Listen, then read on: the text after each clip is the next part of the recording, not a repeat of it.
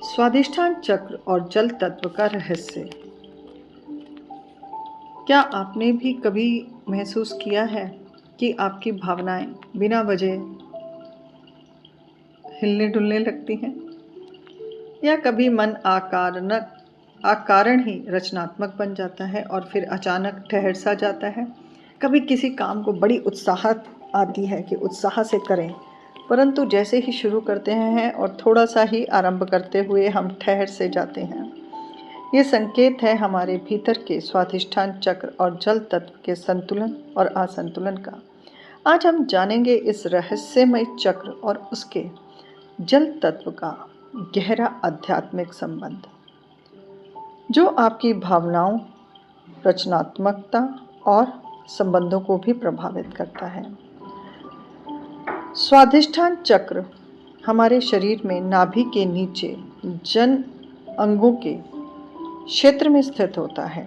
इसका रंग नारंगी, जो जीवन, ऊर्जा और क्रिएटिविटी का प्रतीक है। इसका बीज मंत्र है वम। इसे जपने से ये चक्र सक्रिय होता है।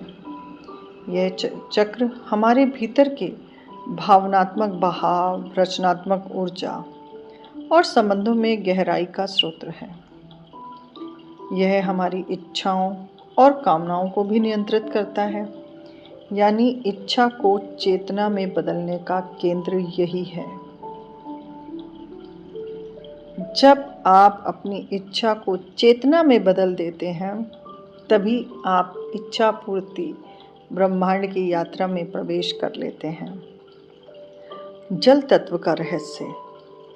स्वाधिष्ठान चक्र का तत्व है जल। जल, जैसा कि हम जानते हैं, बहता है, बदलता है, फिर भी शुद्ध रहता है।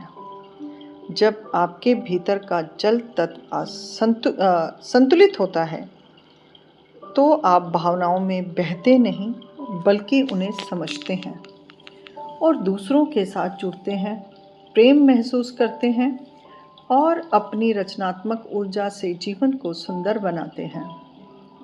लेकिन जब यही जल तत्व असंतुलित हो जाता है, तो व्यक्ति अत्यधिक भावुक, अपराध बोध से भरा या फिर भावनात्मक रूप से ठंडा और अलग थलग हो जाता है। अब इसके असंतुलन के क्या कारण हैं? अगर आपका स्वाधिष्ठान चक्र या जल तत्व में असंतुलन है, तो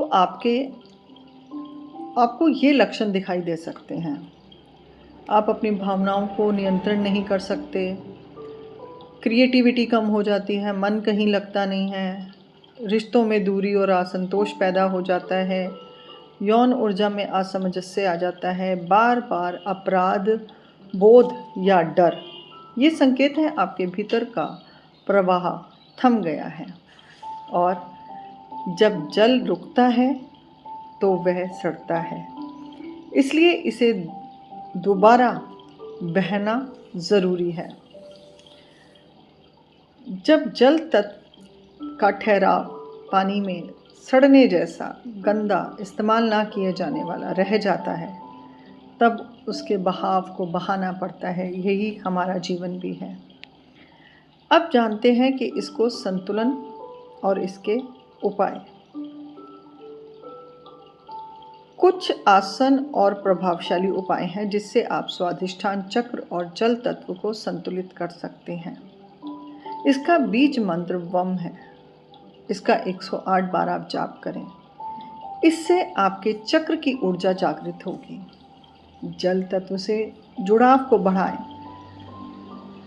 हर दिन कुछ समय बहते पानी के पास बैठें या जल धारा का ध्यान कर सकते हैं। संगीत और नृत्य करें। संगीत को सुनना हमारे स्वाधिष्ठान चक्र और जल तत्व को बैलेंस करता है। आप नृत्य करें, डांस करें, जैसा भी आपको आता है, अकेले में करें, क्योंकि यह चक्र रचनात्मकता से जुड़ा है। भावनाओं को अभिव्यक्त करने से ऊर्जा प्रवाहित होती है। नारंगी रंग के वस्त्र या क्रिस्टल का भी प्रयोग कर सकते हैं। स्वास्थ्य संबंध बनाए रखने के लिए और अपनी भावनाओं को दबाएं नहीं, उन्हें स्वीकार करें और प्रेम से व्यक्त करें। जल अर्पण करें शिवलिंग पर, इससे भीतर का जल तत्व पवित्र होता है। जब आप अपने भीतर के स्वाधिष्ठान चक्र को संतुलित करते हैं तो आप सिर्फ भावनात्मक रूप से स्वस्थ नहीं होते, बल्कि आप अपनी क्रिएटिविटी, प्रेम और जीवन ऊर्जा से भी भर जाते हैं। तो आज से जल तत्व को अपना गुरु बनाएं, जो सिखाता है, बहाता है, समर्पण और जीवन को सुंदरता से जीना सिखाता है। अगर आपको ये वीडियो उपयोगी लगा हो तो आप इसे शेयर करें, चैनल को सब्सक्राइब करना ना भूलें। आगे हम मणिपूरक चक्र और अग्नि तत्व पर गहरे रहस्य बताएंगे। अब आप जब भी स्वाधिष्ठान चक्र और जल तत्व पर अपने आप को बैलेंस करेंगे तो आप अपने भीतर नए और अच्छे बदलाव भी महसूस करेंगे। ये बदलाव धीरे धीरे शरीर में आने शुरू हो जाते हैं और जैसे ही स्वाधिष्ठान चक्र बैलेंस होता है तो जीवन में नए मोड़, नए काम, नई रचनात्मकताएं जुड़ने लग जाती हैं।